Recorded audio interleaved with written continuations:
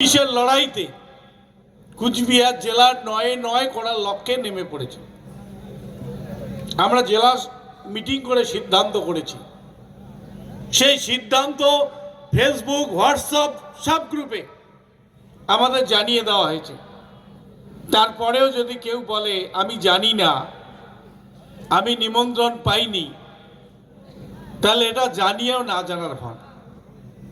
যে মানুষ জাগিয়া ঘুমায় তাকে ঘুমানো যায় না, আর যার সত্যিকারে ঘুমায় তাকে ডাকলে কিন্তু সে মানুষটা জাগে। তাহলে কে ঘুমায় আর কে জাগিয়ে আছে সেটা আমাদের দেখার দরকার নেই। আমাদের তৃণমূল কংগ্রেসের লড়াই 2026-এর বিধানসভা নির্বাচনে বিজেপিকে কুচবিহার ছাড়া করব আমরা। এই লড়াই নিয়ে আমরা মাঠে নেমেছি। শীতলকুচির মানুষ আপনারা এই লড়াইতে অনেকটা এগিয়ে গেছেন 2024-এর লোকসভা ভোটের মধ্য দিয়ে। বাকি দিনগুলো আমাদের তৈরি হতে হবে, তৈরি থাকতে হবে।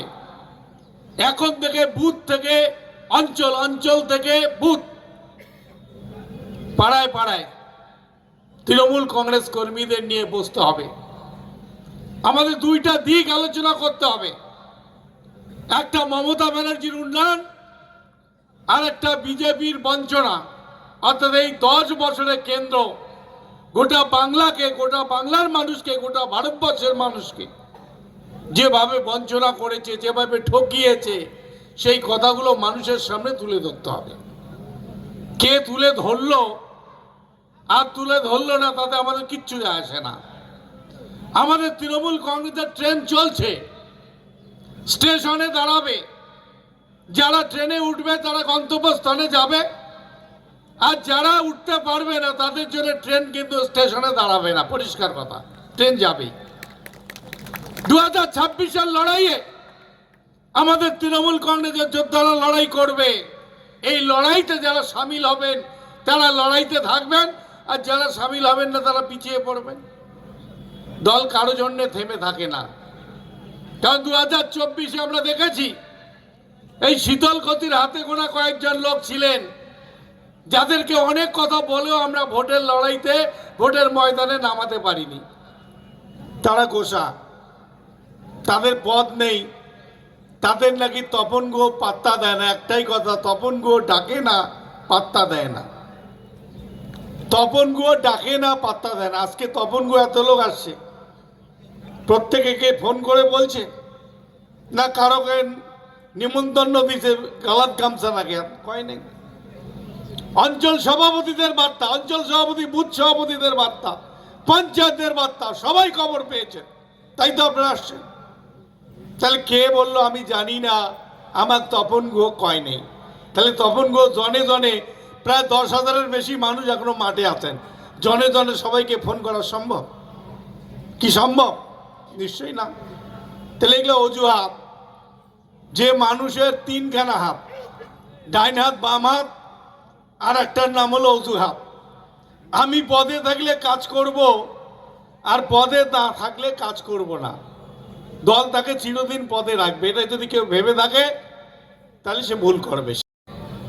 যে দলের কাজ করবে পদ তার সঙ্গে থাকবে, যে দলের কাজ করবে না, দল বিপদে পড়লে দলের হয়ে কাজ করবে না, দল তার জন্য ফুলের মালা গেঁথে তার গলায় পরানোর জন্য রেডি হয়ে থাকবে না।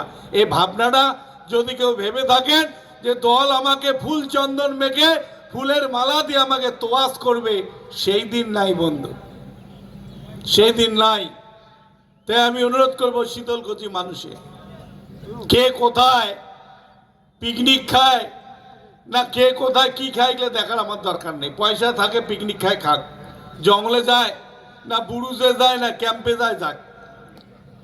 ছেলেরা অনেকে পিকনিক খায়, জানুয়ারি মাস শুদ্ধ মানুষ পিকনিক খায়, প্রত্যেক দিন দেখি পিকনিক।